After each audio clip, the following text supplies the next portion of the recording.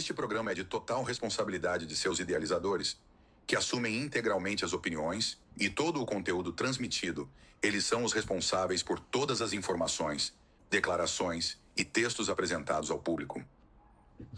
Alô, muito boa tarde, a paz para todos, chegando com mais um podcast Mário Sutil, entrevistas ao vivo aqui direto pela rede Ponto de Encontro, emissora Ponto de Encontro, a sua rede de comunicação. Programa podcast entrevistas com Mário Sutil. Sempre tenho o prazer de trazer uma pessoa muito especial aqui na bancada para ser entrevistado, para falar um pouquinho sobre a sua área de atuação, profissões aí. E hoje, como não poderia ser diferente, temos aqui alguém muito especial que vai fazer parte do programa podcast Entrevistas. Você que está acompanhando, você que está assistindo, fique à vontade, pode mandar pergunta e a gente vai responder aqui na medida do possível no podcast Entrevista de hoje com o Mário Sutil. Hoje tenho o prazer de receber aqui na bancada, juntamente comigo, Marcelo Faro. Boa tarde, Marcelo. Boa tarde.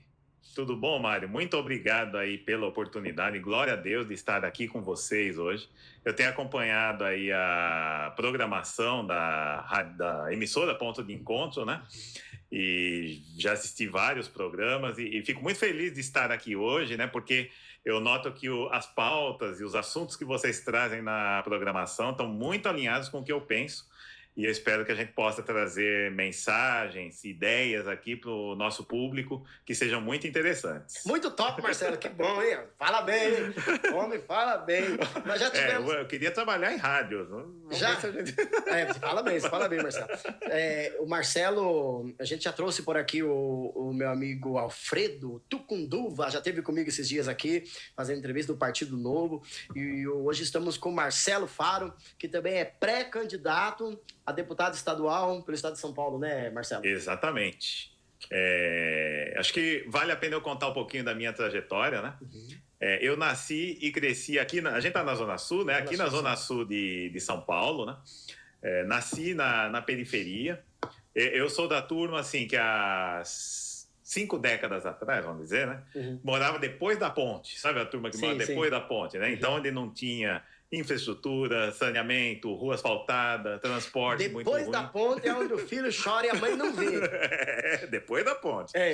Então eu cresci ali depois da ponte e estudei na escola pública, uma parte da minha educação. Naquela época a escola pública não era tão assim ruim quanto é hoje em termos de índices de educação. Uhum. Depois vim estudar aqui em Santo Amaro, no colégio religioso.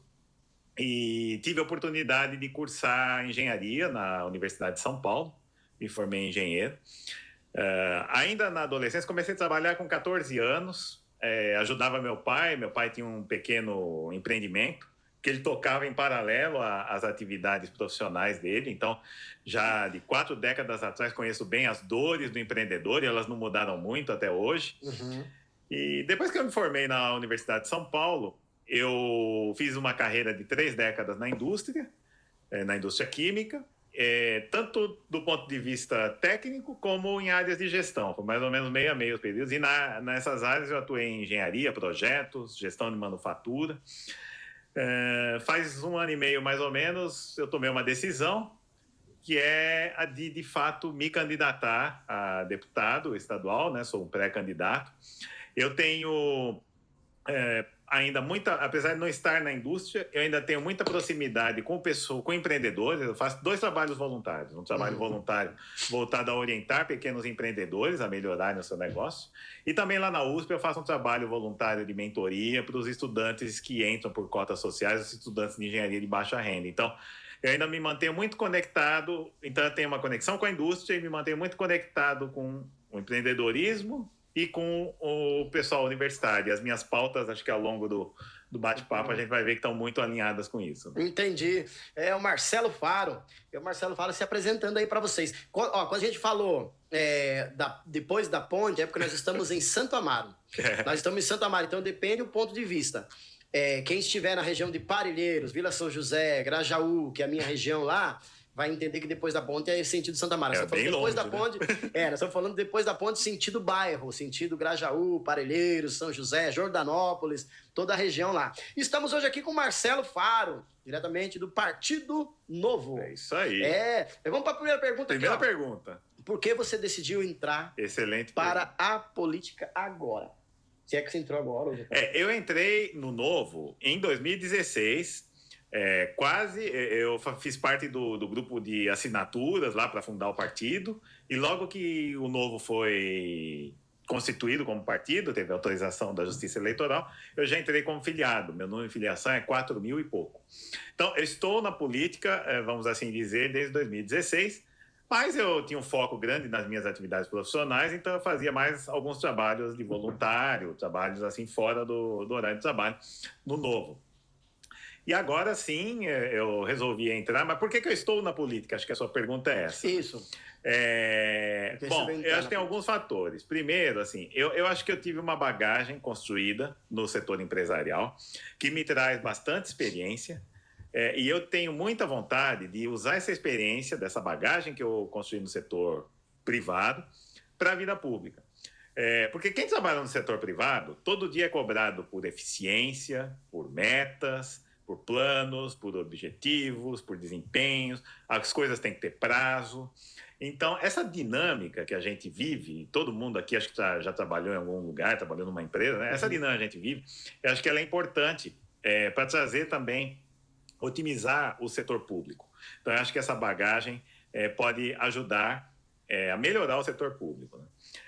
Um segundo fator que me motivou a entrar na política, eu sou uma pessoa indignada com o funcionamento do Estado brasileiro. E quando eu digo Estado brasileiro, não estou falando só governo federal, não. Eu acho que nos 3 níveis, federal, municipal e estadual, com mais ou menos intensidade, às vezes tem partidos que atuam mais na linha que a gente pensa e trazem um resultado melhor, mas no geral a gente vê que ao longo do tempo a gente tem muita coisa ainda a consertar no Brasil. Nós temos desperdícios de recursos, é geral, nós temos burocracia excessiva, nós temos uma omissão do Estado em prestar serviço de educação, de saúde, principalmente, né? E um descaso total, principalmente com quem produz e com quem trabalha nesse país. Então, essa indignação me move também a entrar na política, buscando melhorias e uma melhor aplicação dos impostos, né? Um terceiro fator, eu acho que nós somos de gerações próximas. Acho que a nossa geração, a geração aí que tem 40, 50 anos de idade, obrigado. É uma geração... Colocou na geração de 40. Marcelo, já ganhou meu voto. Olha só, tá vendo? Não sei quantos anos você tem, né? Mas assim, nós crescemos na redemocratização. E acho que foi muito importante o Brasil reconquistar a democracia. Só que naquela época acho que houve uma mistura entre uma expectativa de democracia e uma expectativa de que o país ia melhorar. Eu acho que são duas coisas distintas. Uma coisa é um regime democrático, outra coisa é o país melhorar. E aí ficamos 3 décadas na esperança de que o Brasil ia melhorar. Então, eu acho que a gente teve pouca atuação política, porque é uma geração que vem... Não, o Brasil é um país do futuro, vai melhorar. Então, assim, eu tenho uma frustração. São mais de 20 anos de atraso. 20 anos, e isso é medido em índices. Os nossos índices sociais, mortalidade infantil, escolaridade, alfabetização. Houve melhoria? Houve algumas melhorias, mas quando eu comparo esses índices com outros países, nós estamos muito baixos ainda, em uma série de índices. Então, nós estamos atrasados em uma série de coisas. O nosso crescimento econômico também, ao longo dessas 3 décadas, foi muito baixo. Países como a Coreia do Sul, como a Polônia, cresceram muito mais que o Brasil. Aí você vai falar, Europa, Ásia. Não, Chile, o México, em alguns períodos, também cresceram mais que o Brasil. Então, isso aí, independente de quem está no regime, o Brasil ficou para trás, né? E, finalmente, assim, o fato que mais me incomoda é a recorrência de problemas de corrupção, de desvios. Mário, eu trabalhei na iniciativa privada. A corrupção ela existe em todos os lugares, no setor público e no setor privado, no município, no estado e no plano federal. Mas nós chegamos no Brasil num estágio em que ela está excessiva. eu não tolero a corrupção, aflorada. mas ela está fora de controle. Fora de controle. Então, é isso que me motiva a entrar na política. Então, para resumir, eu estou na política por 2 motivos. Porque eu acredito num Brasil mais próspero e porque eu acredito que o Estado de São Paulo merece mais. Para finalizar a sua pergunta, o Estado de São Paulo, eu acho que na questão do federalismo, nós temos um federalismo também que não funciona no Brasil. O Estado de São Paulo ele tem uma representatividade muito baixa.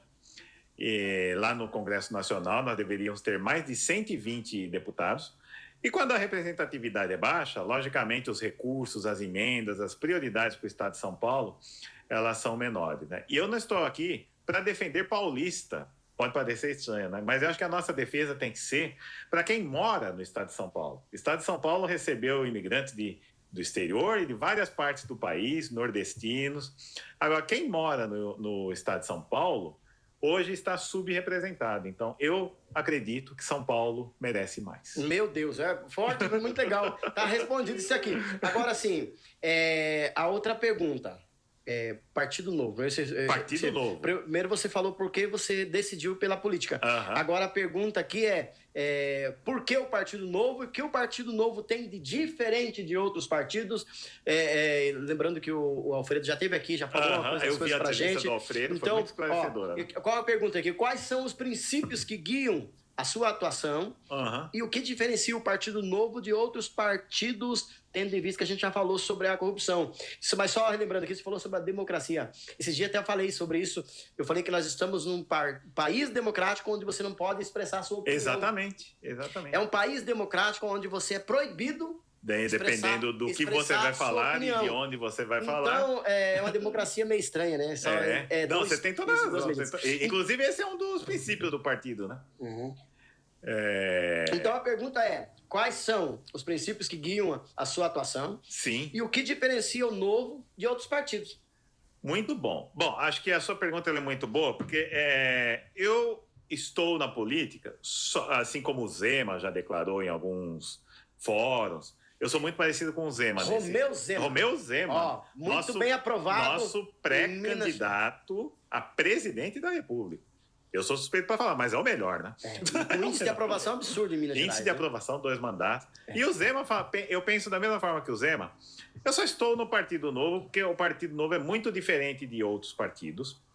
Eu não entraria na política se não existisse o Partido Novo. Eu acho que os outros partidos têm uma forma de operar. Muito obrigado, meu filho. Opa, chazinho chegando aqui daquele jeito. Obrigado, João Vitor. Eu acho que os outros partidos têm uma forma de operar que não me atrai. Então, e o que diferencia o Partido Novo são os princípios. Porque quando você fala dos 6 princípios do Partido Novo, esses princípios, eles estão permeados em toda a estrutura do partido. Mandatários, filiados, voluntários, todo mundo pensa da mesma forma. Nós temos mais de 50 afiliados dentro do partido hoje e todo mundo, você falar dos princípios do Partido Novo, todo mundo concorda e está alinhado com esses princípios. E eu vou falar um pouquinho deles aqui, já que você me perguntou. Pode falar. O primeiro, que inclusive é uma grande pauta da minha atuação e das minhas propostas como pré-candidato, é o combate à corrupção e aos privilégios. Depois eu quero falar até um pouco das minhas propostas em relação a isso, mas esse para mim é o primeiro princípio, vai um pouco de encontro com aquilo que eu falei, que a corrupção está instalada no nosso país. Então, assim, combate à corrupção e aos privilégios. Nós temos a nossa deputada Adriana Ventura, que é a melhor deputada do país, e um dos focos de atuação dela... Adriana Ventura, ela é estadual? É federal. Nossa deputada federal, Adriana Ventura. E um dos focos dela é o combate à corrupção. Então, essa é uma marca registrada do Novo. E agora está muito em voga também, porque nós temos limitação de recursos e escândalos, que é o combate aos privilégios. São os penduricalhos que estamos falando. Eu não sou contra o funcionário público, eu sou contra penduricalhos, salários estratosféricos, totalmente fora do que tem no mercado, privilégios. Eu vi outro dia que tem uma lista de 50 privilégios, algumas categorias do judiciário, então... O segundo princípio é o livre mercado e o respeito à propriedade, o direito de propriedade. Isso, para mim, é sagrado. Eu acho que o direito de propriedade seja a pessoa pobre, rica, mora em São Paulo, no Tocantins, isso para mim é sagrado. Propriedade rural, propriedade urbana. E tem muitos partidos aí que defendem que as propriedades devem ser divididas, o que eu acho um absurdo. A dos outros, a deles não. A deles não. É desse jeito, pega a visão, viu? Normalmente é a dos outros. Porque esse pessoal aí, falando. Vamos pegar bem leve esse pessoal da esquerda. Aí o que acontece? Esse pessoal da esquerda, o que acontece? Eles querem algo socialista, porém o filho para estudar não vai. Eles não querem mandar para a Colômbia, eles querem mandar para os Estados Unidos. Eles querem mandar no local capitalista. E as propriedades. E as propriedades deles também é lá. Isso, Eles têm na Flórida, tem Orlando. Isso, essa eles não querem dividir. Né? Eles não querem ir para os partidos onde a esquerda domina. Eu defendo o direito à propriedade, inclusive para os comunistas. Cada um com a sua propriedade. Cada um com a sua, mas se eles quiserem que todo mundo divida, eles têm que dividir a deles também. Né? Exatamente. Não, você está correto. Então vai. Livre mercado, eu acho assim. Toda vez que você tem várias empresas concorrendo no mercado, eu vivi na iniciativa privada. Quando você tem concorrência em livre mercado, as empresas vão buscar eficiência, vão buscar custo mais baixo, vão buscar qualidade de produtos e serviços. Então, o livre mercado, quando não tem monopólio, quando não tem um governo interferindo, é a melhor forma das pessoas terem acesso a melhores alternativas. Outro princípio do novo é o Estado enxuto e eficiente e a serviço das pessoas. O Estado brasileiro, ele é muito grande e por isso ele se torna ineficiente e dá margem, então, àquilo que a gente falou no primeiro princípio, que é corrupção e a desperdício de recursos. Né? O quinto princípio é a liberdade, que você falou aí já lá no começo, né? É a liberdade individual e o respeito ao próximo. Isso está faltando muito no Brasil. Né? Então, o Brasil tem uma Constituição. Então, atuando dentro da Constituição, eu acho que as pessoas têm que ter liberdade para se expressar, liberdade para atuar nas atividades que elas desejam, e elas têm que ser respeitadas. Então, se a pessoa sai do limite do que está previsto na lei, ela vai ser punida. Agora, dentro do que está na lei, não dá para ter restrições.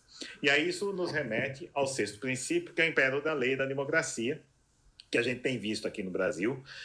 A gente tem uma Constituição também de 3 décadas, veio junto com o regime democrático. A Constituição brasileira, em 3 décadas, ela tem mais emendas do que a Constituição americana, que tem quase 200 anos. E aí você começa a ter margem, porque a Constituição, algumas emendas, elas valem para uns e não valem para outros. Então, nós temos que ter respeito e império da lei para todos. Acho que tudo isso resume 2 coisas: ética e gestão. São 2 coisas que me movem dentro do partido e que resumem esses princípios. Né? Não dá para você ter um político. Ele é honesto, mas ele é incompetente. Ele não tem capacidade de gestão, ele vai desperdiçar, ele vai ter um Estado grande. Né? Também não dá para ter o outro tipo de político que é... ele rouba, mas faz, né? Ele rouba, mas... mas tem os que roubam e não faz também. Não, e aí é o terceiro tipo, que é o que não é ético e o que não faz. Né? Exatamente. E esse que é o que está mais em voga. Que está em ascensão aí. Gente, peço desculpa para vocês, estou um pouco resfriado. E por isso que eu estou tomando um chazinho aqui. Opa! De vez em quando, se eu soltar uma tosse aqui... Me deu uma vontade de tomar uma água. Se eu soltar uma tosse aqui, vocês me perdoam, tá bom? Então, estamos hoje com o Marcelo Faro, diretamente do Partido Novo, aí falando um pouquinho sobre o Partido Novo. E algumas pessoas me perguntaram por que Partido Novo? Eu falei, porque não gosta de coisa errada. A resposta é assim, na lata. Isso aí. Se você quiser resumir em poucas palavras...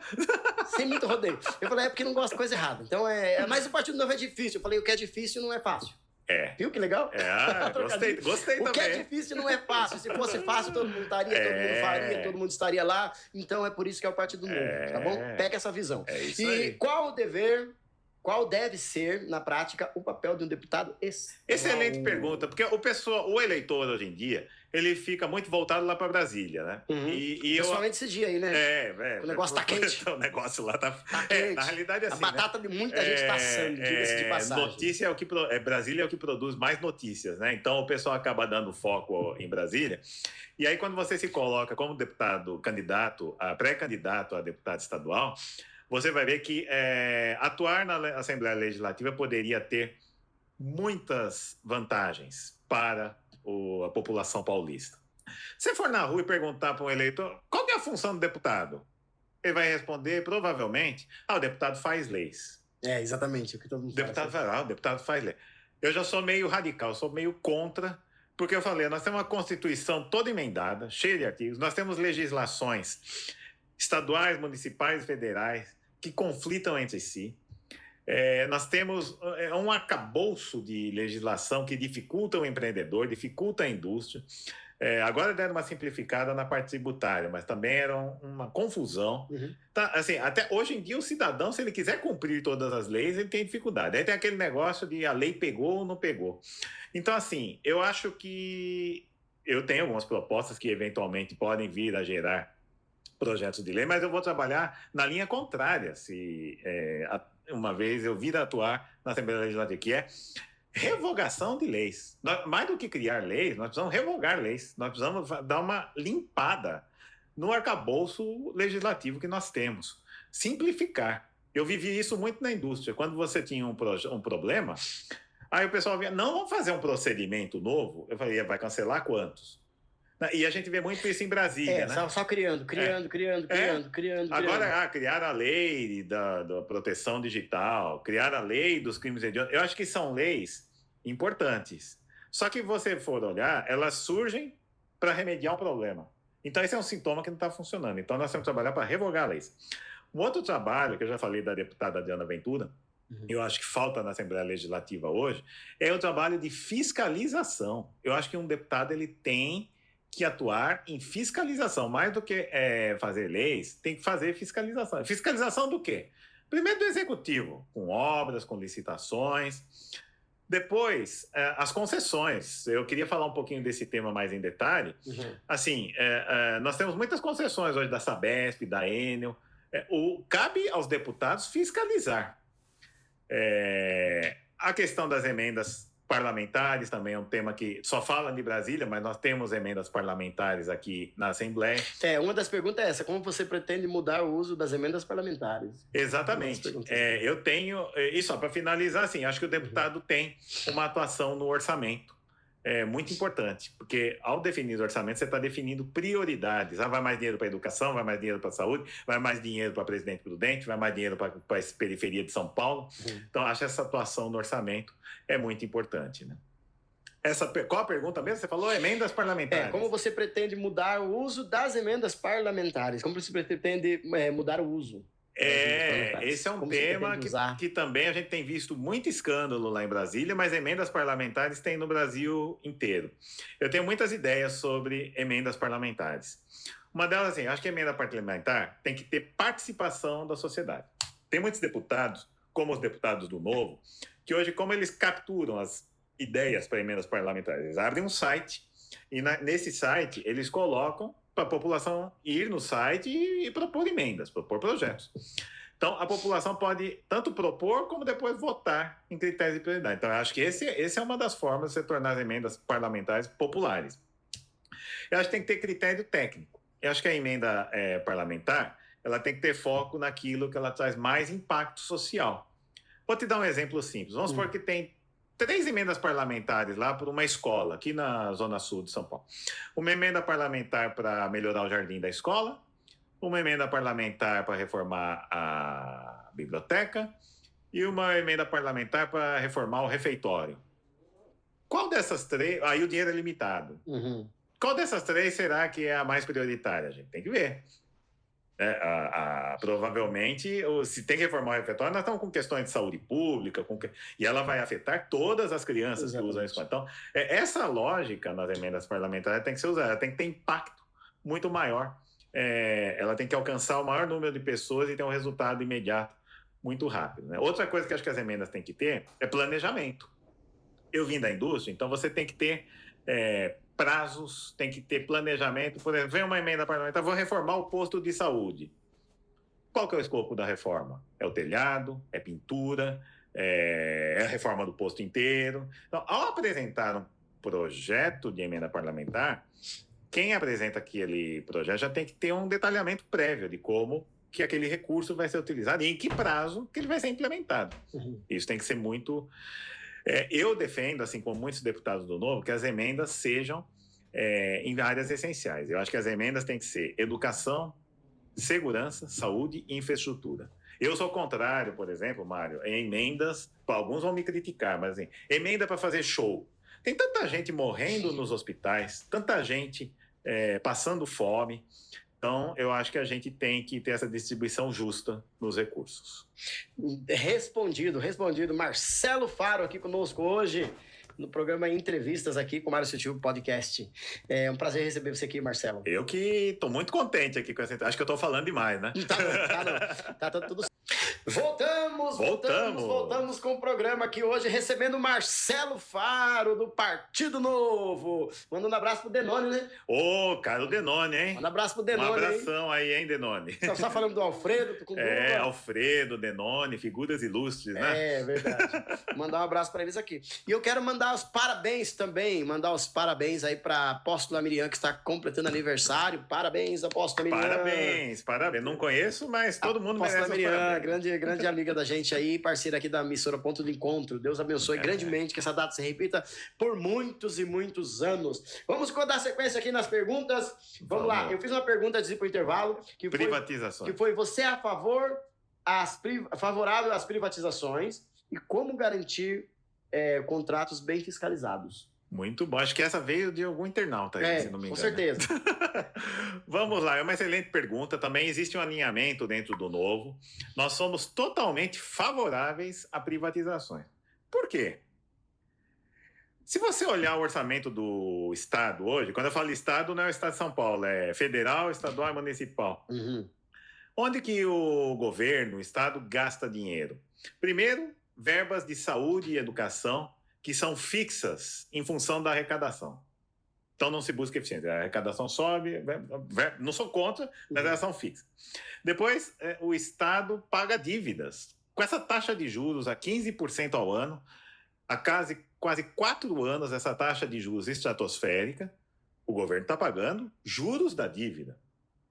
Depois, o governo tem que pagar a Previdência. Também a Previdência falida, nós tivemos uma reforma da Previdência recente para dar uma segurada, mas o governo gasta muito com previdência. Todas essas coisas, o governo tem que gastar dinheiro. O governo tem que gastar dinheiro com funcionalismo público. E tem uns temas menores ainda, como emendas parlamentares, fundo eleitoral. Então, no final do dia, você pega o orçamento, não sobra dinheiro hoje no Brasil e nos estados e municípios para você fazer investimentos em infraestrutura. Então, um dos motivos pelos quais eu sou favorável à privatização ou à iniciativa privada atuando em setores de infraestrutura é que o Estado não tem capacidade de investir. É tão simples quanto isso. Então, aí nós vamos, para um outro ponto, que é a capacidade de gestão. Você imagina o Estado atuando? Vamos falar o Estado como todo, né? Aqui na Prefeitura de São Paulo, anteriormente, a Prefeitura tinha que ter gente capacitada para gerir cemitério, gerir parques, gerir hospitais, cuidar de escolas. Eu trabalhei numa empresa. Qualquer empresa, ela foca num determinado segmento e ela se torna eficiente naquilo. Quando o Estado quer gerir tudo, o Estado brasileiro antigamente tinha posto de gasolina, entrega cartas, produz energia nuclear. Você acha que o Estado tem condições de ter gente capacitada e ter estrutura para gerir tudo? Então, quando você privatiza, você traz mais eficiência. E como que o deputado pode fiscalizar? Mandando ofícios, questionando, olhando se os contratos estão sendo cumpridos. A iniciativa privada, quando ela assume um processo de privatização, ela tem que ter lucro, né? Ela tem que ter lucro. Com a taxa de juros a 15% ao ano, vamos lá, eu quero privatizar aí, construir uma hidrelétrica. Quem que vai pôr dinheiro para construir uma hidrelétrica se esse investimento não der retorno maior que 15% ao ano? Ninguém. Então, a iniciativa privada tem que ter lucro. Só que ela tem que ter responsabilidade também. Esses contratos todos trazem metas, trazem índices a serem cumpridos. E aí que o legislativo está falhando em fiscalizar esses contratos de privatização. Eu vou te citar 3 exemplos de contratos que eu acho que o Estado de São Paulo vai precisar do legislativo paulista olhando com lupa esses contratos. Primeiro, a Sabesp. A Sabesp foi recém-privatizada. A Sabesp não conseguia entregar água a todos os habitantes do estado de São Paulo. A Sabesp não conseguia barrar... Hoje, você sabia que 40% da água que é distribuída na cidade de São Paulo se perde na rede? 40%. 40% é muita coisa. E aí, o que o governo fazia? Ia construir tubulação para trazer água de 100 quilômetros de distância da cidade de São Paulo para ter água potável, ao invés de combater os vazamentos na rede. Então, esse contrato de privatização da Sabesp, eu sou favorável, fui favorável à privatização da Sabesp, mas ele precisa ser fiscalizado. Nós precisamos ver se a Sabesp vai entregar água nos rincões paulistas, onde a água potável ainda não chega. Nós precisamos ver se a Sabesp vai consertar esse monte de vazamentos que nós temos na cidade de São Paulo. Então, esse contrato vai precisar de fiscalização. Um segundo contrato que ninguém olha hoje também são as concessões do metrô. Graças a Deus nós temos um governador que foi adiante aí com uma série de obras do metrô. Só que o que vai acontecer agora com essas obras que vão ser entregues? É uma complexidade na rede. Nós vamos ter linhas privadas, linhas públicas, linhas novas, linhas antigas, linhas de monotrilho, linhas subterrâneas. Então, esses contratos têm que conversar. Porque se eles não conversarem, ou se algumas dessas empresas nesse meio não estiver cumprindo com as suas obrigações, o que vai acontecer? Vai prejudicar toda a rede, todos os usuários. Então, esses contratos precisam de fiscalização. E um contrato do metrô, Mário, ele precisa de fiscalização, como eu falei, na sua gestão, durante a sua hora que a obra está pronta, mas o governador Tarcísio tem anunciado aí uma série de planos, uma série de linhas novas. O contrato do metrô também precisa de fiscalização durante a obra. Tem obras que duram 5, 8 anos. E então a obra tem que ser feita com segurança, ela tem que ser feita sem importunar a população, ela tem que ser feita com o mínimo de impactos possíveis. Então esses contratos precisam ser fiscalizados. E por fim, eu acho que o maior contrato que tem que ser fiscalizado aqui em São Paulo e que o Legislativo Paulista está falhando é o contrato da Enel. Agora foram lá prefeito de São Paulo, governador, o Lula. Nós vamos trocar a concessionária. Muito bom. Primeiro, tem que ter um plano de saída organizado. Mas e a concessionária nova que virá? Enquanto ela não vem, esse contrato da Enel? A Enel hoje traz 2 problemas na cidade. É a empresa que mais tem reclamações, né, hoje? Ela tem reclamações por vários motivos. Eu até tive que fazer uma lista de motivos aqui de reclamações da Enel. Uma coisa são os apagões recorrentes. Mudanças climáticas, as árvores. Por que não tem apagão em outros locais que tem temporais também? Lá não tem árvore. Então, o que está faltando? Plantaram as árvores tudo aqui em São Paulo. Eu acho que o que está faltando na Enel, e esse contrato tinha que ser fiscalizado. Uma coisa é você ter eventos climáticos, outra coisa é como que você está preparado. Você está fazendo manutenção na rede. Eu trabalhei numa indústria que tinha produtos químicos explosivos. Então, vamos falar, tipo, equipe de bombeiro. Você já pensou você ter uma equipe de bombeiros na sua fábrica para combater uma grande tragédia? Isso vai custar uma fortuna. É verdade. Isso tem que ter parcerias com seus vizinhos, com seus concorrentes, com outras indústrias. Então, falta na Enel uma parceria também com quem faz manutenção na rede. Tem que ter, isso a gente chama plano de contingência. Deu um apagão, ficou 300 mil pessoas sem luz. Quais são as empresas que vão ajudar? Só que tem que remunerar essas empresas, né? Então, a Enel está com um problema sério de má gestão e esse contrato não está sendo fiscalizado. E quando a gente vai para a cidade de São Paulo, o que está acontecendo com a Enel? Ela tinha uma meta de enterramento de cabos, que também não está sendo fiscalizado, tem até processo judicial para não enterrar a quantidade de cabos. Eu, na minha rua, vivenciei um exemplo onde a Enel estava fazendo uma obra sem registro na prefeitura. Então, hoje a Enel vem, faz um buraco, e larga ali o buraco. Não, depois... e a prefeitura não está fiscalizando. Depois vem lá, joga um montinho de... Isso, esse montinho gera buraco, gera acidente, gera asfalto para o bueiro. Eles detonam a rua e vão embora. Não, asfalto para o bueiro, gera enchente. Então, a Enel precisa de fiscalização, Mário. Então, em resumo, na sua pergunta, o deputado tem que atuar na fiscalização desses contratos de concessão. Entendi. Bem respondido, Marcelo. É isso aí. Bem respondido. Vamos lá. Agora, a próxima pergunta. Como combater... Isso é um assunto polêmico. Esse é um assunto que também veio aí. É um assunto eu acho que eu já até sei que você vai perguntar aqui. Combater... Porque eu vi que veio essa pergunta lá nos internautas. Até em função de um vídeo que eu publiquei essa semana, provavelmente. Né? Como combater o ativismo de esquerda nas universidades públicas paulistanas? As paulistas. Aí estamos falando... Vamos falar, assim, eu não vou falar aqui de Universidade Federal, porque aí já já está bem tomado, né? E com o governo federal que a gente tem As hoje... universidades hoje tem mais... ao invés de ter universitário, tem militantes, né? Então, a Universidade Federal está um assunto difícil. Então, a pergunta que veio são as paulistas, as que são sob gestão do governador do estado de São Paulo. Quais são? USP, Unicamp e Unesp. Nós temos um ativismo político de esquerda forte dentro das universidades. Aí você vai me perguntar, mas você não defendeu liberdade de expressão lá nos princípios do Novo? Eu falei, defendi. Vai fazer uma palestra de direita dentro de uma universidade pública?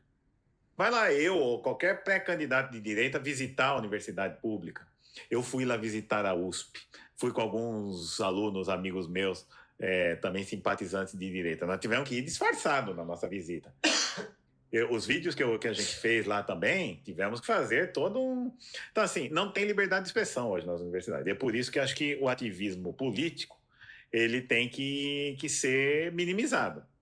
Eu acho que as pessoas podem se expressar com as suas opiniões políticas dentro da universidade, mas elas não podem tomar espaços, que é o que está acontecendo. E, para isso, como pré-candidato, eu tenho algumas propostas meio radicais.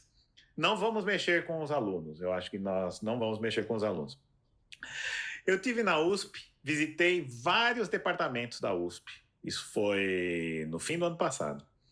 E lá eu vi unidades muito bem conservadas, como o Instituto de Matemática e Estatística, que não tem ativismo praticamente. Vi algumas unidades da Escola Politécnica, também muito bem administrada. Mas fui visitar a parte de letras, fui visitar a FAO, e me deparei com situações de pichações, de partidos políticos, de comunismo, figuras do Lula lá, um tempão nas paredes, consumo de drogas. Eu, assim, visitei locais em que o consumo de drogas estava totalmente permitido.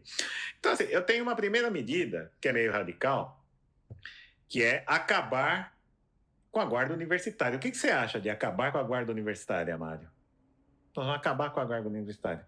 Você vai falar, nossa, a universidade vai ficar sem segurança? Não. Nós vamos colocar a polícia militar dentro das universidades. Você já pensou? Porque a universidade, eu lembro da época medieval, a USP aqui em São Paulo hoje é um feudo, onde os políticos, o poder público não atua. Então a polícia militar vai entrar dentro da universidade, não vai bater em ninguém.